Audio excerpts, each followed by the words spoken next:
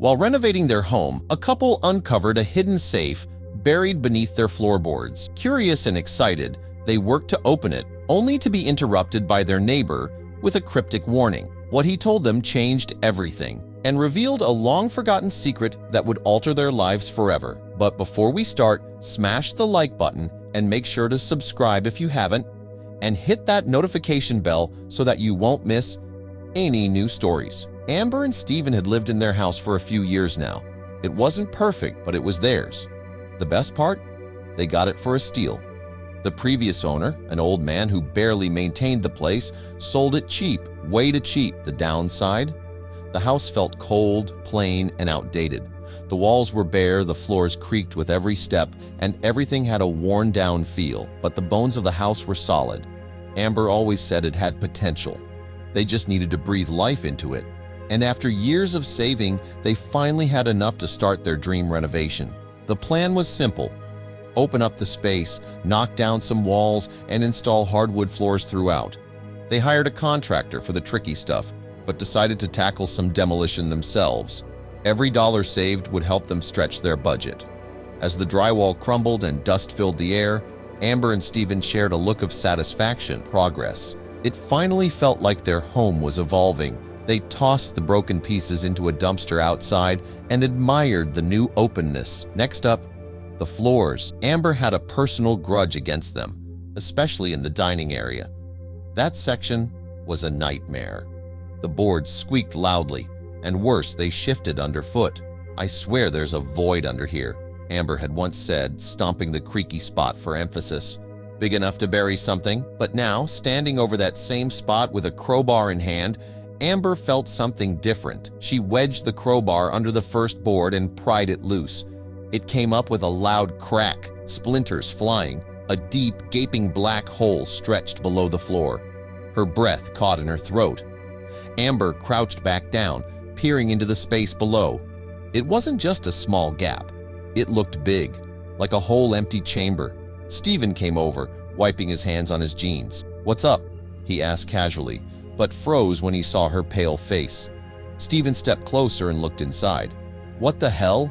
he muttered, eyes wide. This wasn't normal. "There's nothing under there," Amber said quietly. "No supports, no concrete, just a hole. Floors don't just have huge empty spaces beneath them, right? What do you think could be down there?" Amber looked at Steven with questioning eyes, even though she knew her partner did not have any of the answers she sought, so the only way to find out was to reach in for themselves. Steven grabbed his flashlight and shined it into the opening. The beam revealed a dusty, cobweb-filled cavity. The flashlight flickered against something metallic in the shadows, but Steven couldn't get a clear look. "Did you see that?" he asked, adjusting the angle. Amber nodded slowly. Whatever it was, they needed to know. She reached out toward the hole.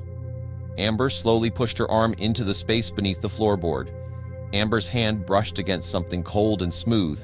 Metal. She gripped it, trying to pull it up, but it barely budged. "There it is," Steven said. A large metal box sat wedged between beams, dusty but intact. "A safe?" Amber asked. Steven didn't reply. He was already reaching for it. Together they pulled with effort, inch by inch, until the box finally came free and hit the floor with a loud thud. The safe had an old rusted dial and no keyhole. "We need a code," Steven muttered. "Let's crack it open," Amber said. Fortunately, their renovation tools were perfect for the job. Saws, hammers, even a blowtorch. Steven fired up the saw, and Amber stood by with a crowbar, ready. Sparks flew as they cut into the metal. It was slow, loud, and chaotic. The hammering echoed down the street. Some neighbors watched with curiosity, but Steven and Amber were locked into their mission. After nearly an hour, the back of the safe finally gave way. Steven yanked off a heavy panel, only to find another solid wall inside. Just as Steven leaned back, ready to give up, a voice called out, "You two all right over there?" Their neighbor, a man they'd seen around but barely knew, peered over the fence. Steven stood up, trying to sound casual. "Just doing some renovation." The neighbor raised an eyebrow. "Looks more like you're cracking a bank vault." Amber laughed nervously. "We found this under our floorboards." The man's eyes widened. He seemed unusually intrigued. "Well, I wouldn't mess with that too much," he said, his expression suddenly serious. "That's safe. It's got history, and it's not something you want to mess with." Stephen and Amber exchanged glances. The neighbor knew something. "What do you mean? What's inside?" The man hesitated, then disappeared behind the fence. They sighed, thinking the moment had passed. But then his voice returned, low and direct. "Try 1844. Then silence. A door closed. He was gone. Without wasting time, they turned back to the safe. Stephen knelt down, hands trembling as he turned the dial. 1844. A loud click echoed. The safe creaked open. They leaned in, anticipation building. Money? Jewels? Something historic?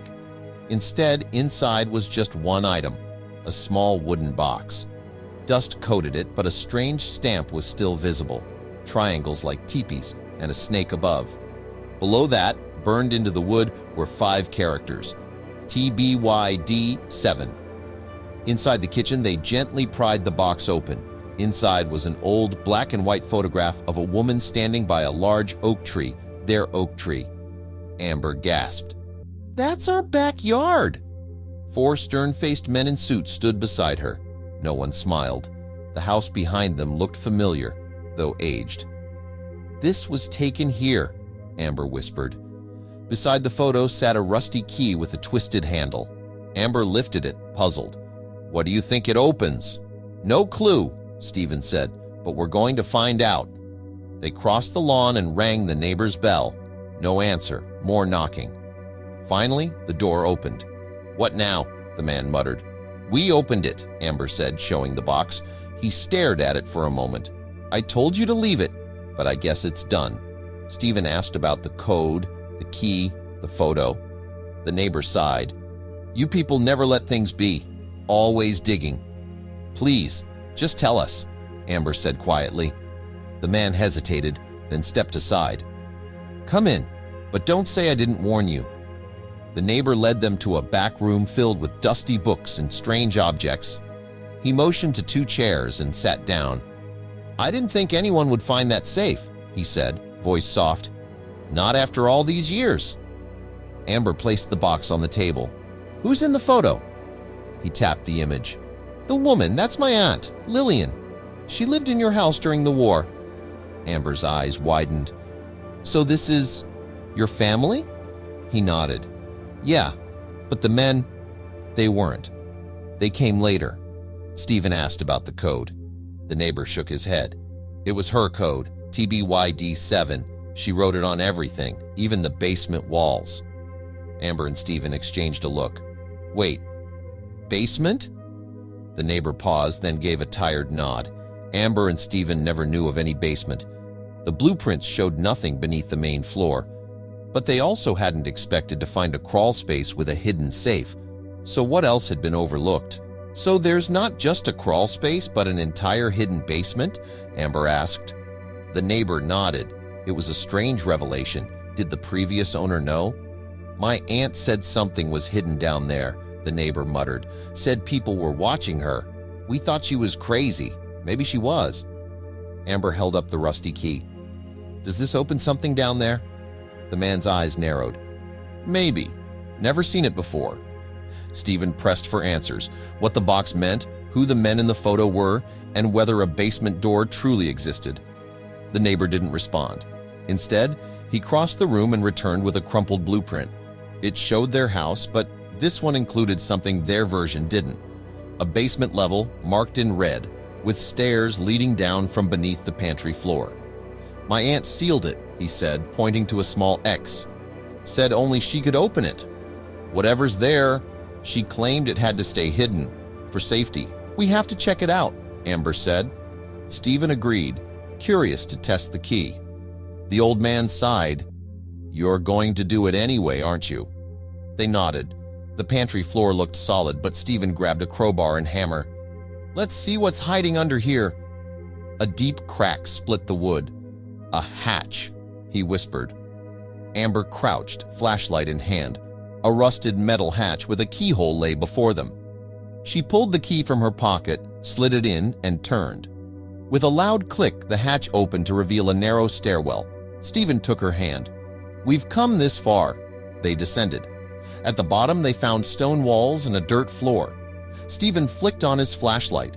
The beam revealed a wide room lined with stone and wooden beams overhead. In the center stood a large shape beneath a dusty tarp. "Should we pull it off?" she whispered. Stephen nodded. They grabbed the tarp and tugged. Beneath it was a large, old wooden chest, thick chains wrapped around it, secured by a rusted padlock. "This looks ancient," Stephen muttered, brushing over the weathered wood. Symbols were carved into its surface, TBYD7 among them. Stephen tried smashing the lock with a rock to no avail. "We need bolt cutters," he said. Amber was already heading up the stairs. After the neighbor Wilbert arrived, he and Stephen waited in silence, wondering what could be inside. But nothing they imagined even came close to the truth. Amber returned with bolt cutters. Stephen hesitated, but Amber had already snapped the lock free. The chains clattered to the ground. Together they lifted the lid. Dust billowed out as the wood cracked and creaked. Inside were old cloth layers hiding something heavy. Amber peeled them back, revealing gold bars, glittering jewels, and bundles of aged currency. "Holy," Stephen whispered. Wilbert's hands trembled. "This is real?" The bills were Dutch guldens, long outdated, but still exchangeable, and the gold, immaculate. Among the treasure was an envelope. Wilbert opened it. "To my kin," it read. Silence filled the room. Amber smiled gently. "That means it's yours." Wilbert clutched the letter, overwhelmed. "You don't need to say anything," Stephen said.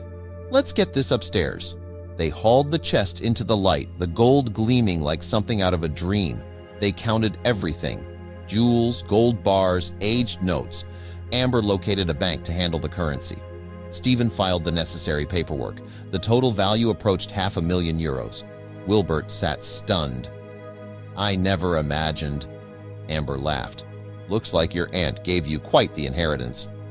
But Wilbert shook his head. She gave us a good inheritance."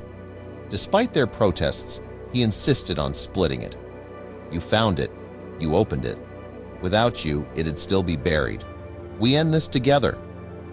They celebrated, raising glasses to Lillian's memory. For Wilbert, the burden of the past finally lifted. He could now remember his aunt not with suspicion, but pride, for her strength and her secrets. Amber framed the photo of Lillian and the men. Beneath it, a plaque read, "The spoils of a fighting housewife in dire times." Stephen often joked about checking beneath every floorboard now, but they knew. Discoveries like this only happened once. The treasure brought more than wealth. It gave them a story, a connection, a legacy. Wilbert began visiting often. Over time, he became like family.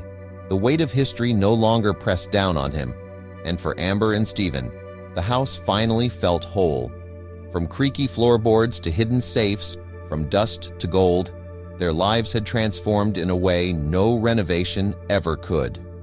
Lillian's story wasn't buried anymore, and neither was their future. On quiet evenings, Amber and Stephen sat by the framed photo, sipping coffee, reflecting on the secret that once lay beneath them, and above it, they built a home, one filled with warmth, memory, and purpose.